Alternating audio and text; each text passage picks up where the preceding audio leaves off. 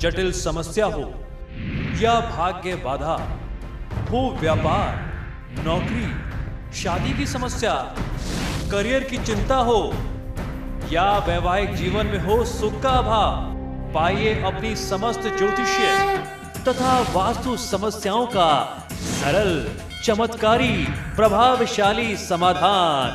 एक जाना माना और विश्वसनीय नाम, आचार्य पंडित श्री वैभवनाथ शर्मा जी, काशी के 400 वर्ष पुराने प्रतिष्ठित और अंतरराष्ट्रीय ख्याति प्राप्त राज ज्योतिषी परिवार की 8वीं पीढ़ी के ज्योतिषी और वास्तु शास्त्री आचार्य पंडित श्री वैभवनाथ शर्मा जी के द्वारा व्यक्तिगत या फिर फोन पर अपॉइंटमेंट लेने के लिए कॉल करें 9818300146, 9990724131 या फिर ईमेल करें sharma.vaibhav@gmail.com पर।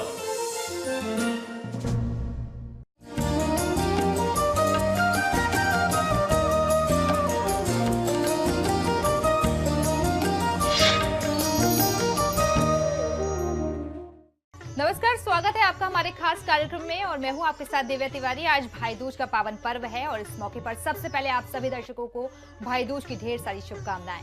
आज इस पावन पर्व पर हम तमाम जानकारियां लेंगे आचार्य जी से कि किस तरीके से भाई दूज के पर्व को मनाया जाए और क्या कुछ पूजा का विधि विधान है। चलिए आचार्य जी से जानेंगे सभी जानकारियां और कार्यक्रम की अब शुरुआत कर लेते हैं।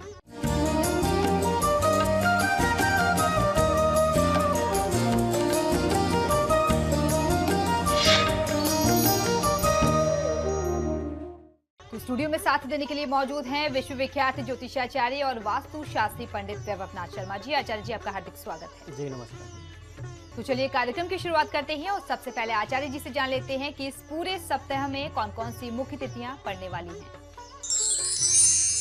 जी बिल्कुल, आगामी सप्ताह 25 अक्टूबर से लेकर के 1 नवंबर के मध्य कौन कौन सी विशेष तिथियां पड़ने वाली हैं, आइए मैं इसकी जानकारी देता हूं।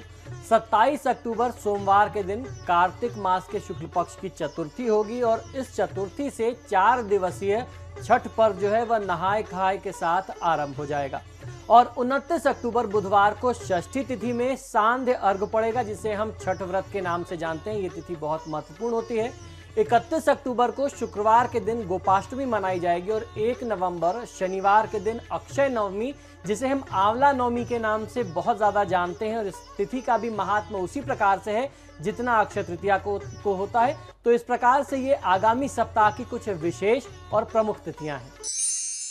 ये थी वो सारी तिथियां जो कि इस सप्ताह में पड़ने वाली है। आज भाई दूज का पर्व है। कल हमने आपको कार्यक्रम में बताया था कि भाई अपनी बहनों को राशियों के मुताबिक क्या गिफ्ट दें। आचार्य जी, आज आप हमारे दर्शकों को सबसे पहले ये बताइए कि इस त्योहार का महत्व क्या है। जी, भाई की आयुष्य की कामना का पर्व होता है भाई दूज। कार्तिक मास में शुक्ल पक्ष की द्वितीया या दूज को यमराज का पूजन किया जाता है, अतः इसे यम द्वितीया भी कहते हैं। इस पर्व का प्रमुख लक्ष्य भाई और बहन के पावन संबंध तथा प्रेम भाव की स्थापना करना है। इस दिन बहनें बेरी पूजन करती हैं और भाइयों को तिलक लगाती हैं और यम से अपने भाइयों की दीर्घायु और अच्छे स्वास्थ्य की कामना तथा प्रार्थना करती हैं। इस दिन व्यापारी जो होते हैं, व्यापारी बंधु मांस पत्रादि का पूजन भी करते हैं, अतः इसे कलमदान पूजा भी कहा जाता है। एक पौराणिक धार्मिक कथा के अनुसार भगवान सूर्य नारायण की पुत्री का नाम यमुना है, जिसे हम यमुना नदी के नाम से जानते हैं, यमुना देवी। यमुना अपने भाई यमराज से बहुत स्नेह और प्रेम करती हैं तथा अपने घर पर आने का निमंत्रण अपने भाई यम को दिया करती थी, किंतु व्यस्तता के कारण वह उनके घर नहीं जा पाया करते थे। अपने बहन का आमंत्रण जो है वह स्वीकार नहीं कर पाते थे। एक दिन यमुना जी ने उन्हें भोजन का निमंत्रण दिया और उन्हें वचनबद्ध कर लिया कि जब यमराज यमुना जी के यहाँ पहुंचे तो बहन ने भाई का अभिनंदन किया और भोजन कराया और वर मांग लिया कि इस तिथि में, वो जो तिथि थी वह यम द्वितीया की तिथि थी, उन्होंने वर मांग लिया कि इस तिथि में जो भी भाई अपनी बहन के घर जाकर के भोजन करेगा, बहन के हाथों से बना हुआ अन्न ग्रहण करेगा और बहन उनका आदर और सत्कार करेगी, मस्तक पर उनके तिलक चंदन लगाएगी यानी टीका लगाएगी, तो उसे यम का भय अर्थात तुम्हारा भय नहीं होगा। तब से ऐसी मान्यता बन गई और भाई जो है अपने बहनों के घर अवश्य जाते हैं और इस तिथि पर स्नेह के पर्व को और मजबूत करते हैं, स्नेह के संबंध को और ज्यादा प्रगाढ़ करते हैं। चलिए, तो ये तो हमने जाना इसका महत्व क्या है। आचार्य जी, आज ये बताइए कि पूजा का विधि विधान क्या है।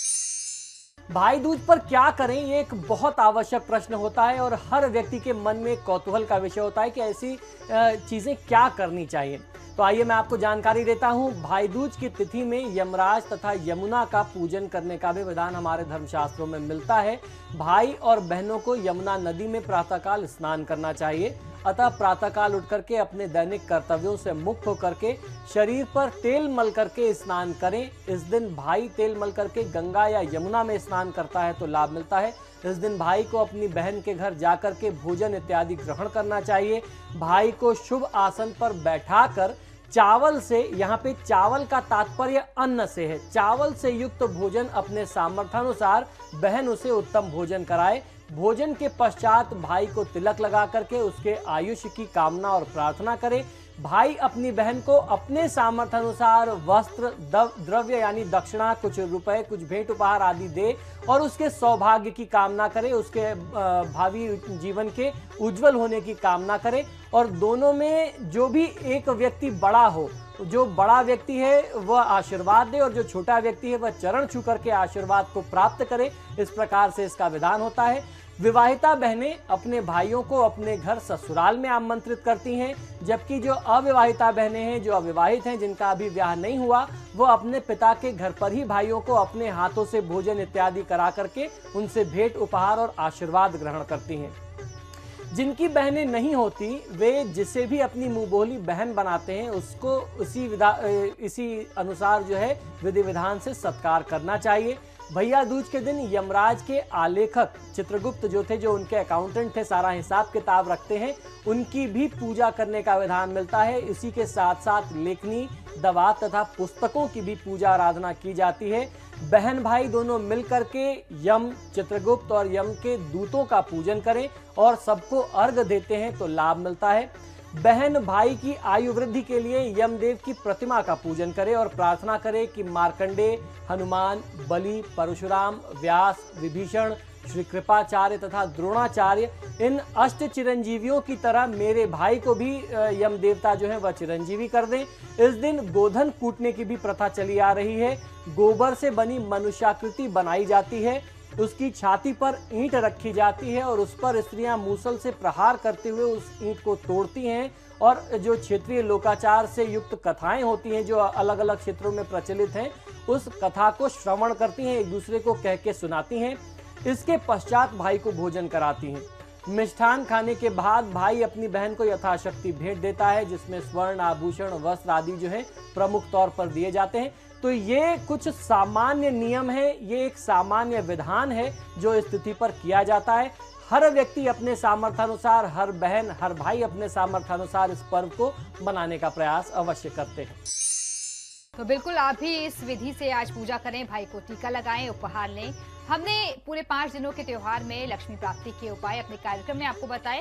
आचार्य जी, आज के दिन आप कौन से चमत्कारिक उपाय बताने जा रहे हैं? देखिए, ये जो भाई दूज का पर्व होता है, भाई दूज के दिन कुछ ऐसे विशेष उपाय किए जाते हैं, क्योंकि ये दीपावली का जो 5 दिवसीय पर्व है उसमें ये अंतिम क्षण होता है, ये अंतिम तिथि होती है जिसका आप लाभ ले सकते हैं।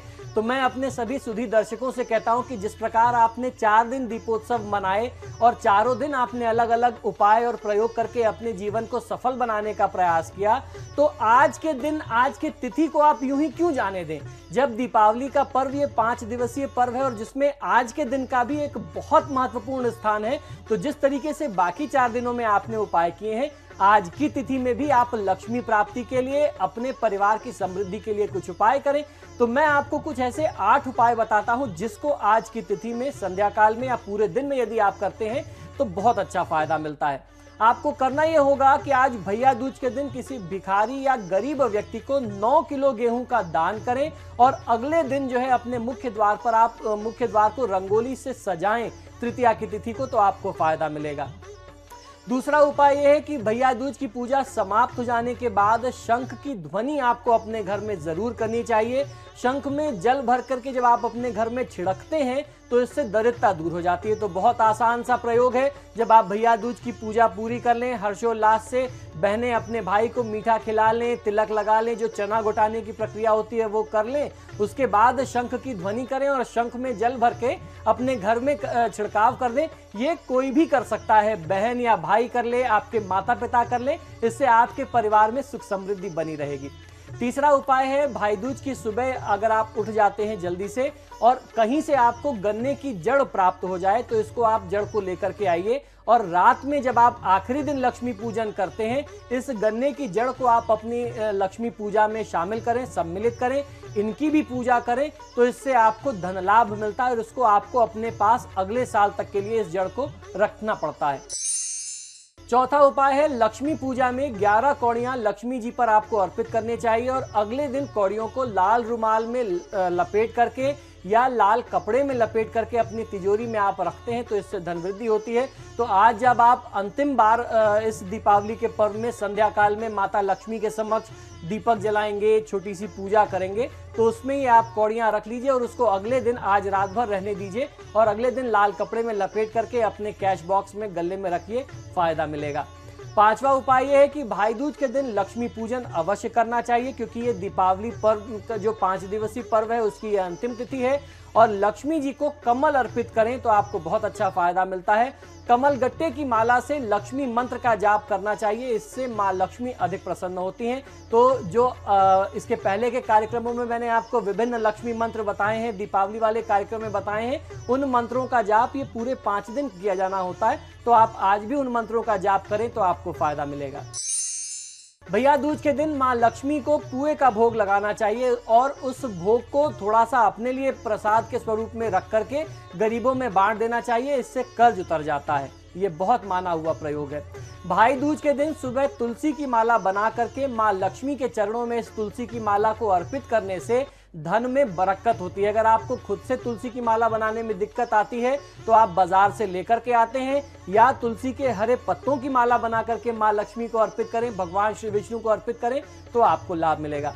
दीपावली के 5 पर्व होते हैं, जिस तरीके से मैंने आपको बताया, धनतेरस, चतुर्दशी, दीपावली, गोवर्धन पूजा और यम द्वितीया, जिसे हम भाई दूज के नाम से आज जान रहे हैं। इन 5 दिनों में 4 छोटे दीपक आपको लगाने हैं और 1 बड़ा दीपक आपको अपने घर में पूजा स्थान में अवश्य लगाना चाहिए। दीपक लगाने से पहले आसन बिछा लें। आसन के लिए आपको खील या चावल कुछ रखना है, बिछाना है और उसके ऊपर दीपक लगाना है। इससे धन वृद्धि आपके घर में सदा बनी रहेगी, धन वृद्धि होती रहेगी। चलिए, ये तो हमने जाना कि आज सभी को भाई दूज का त्योहार कैसे मनाना चाहिए। फिलहाल यहाँ रुकेंगे एक छोटे से ब्रेक के लिए, लेकिन आप बने रहिए हमारे साथ, क्योंकि ब्रेक के बाद जटिल समस्या हो या भाग्य बाधा हो, व्यापार, नौकरी, शादी की समस्या, करियर की चिंता हो या वैवाहिक जीवन में हो सुख का अभाव, पाइए अपनी समस्त ज्योतिषीय तथा वास्तु समस्याओं का सरल, चमत्कारी, प्रभावशाली समाधान। एक जाना माना और विश्वसनीय नाम, आचार्य पंडित श्री वैभवनाथ शर्मा जी, काशी के 400 वर्ष पुराने प्रतिष्ठित और अंतरराष्ट्रीय ख्याति प्राप्त राज ज्योतिषी परिवार की 8वीं पीढ़ी के ज्योतिषी और वास्तु शास्त्री आचार्य पंडित श्री वैभवनाथ शर्मा जी के द्वारा व्यक्तिगत या फिर फोन पर अपॉइंटमेंट लेने के लिए कॉल करें 9818-300-146, 9990-724-131 या फिर ईमेल करें sharma.vaibhav@gmail.com पर।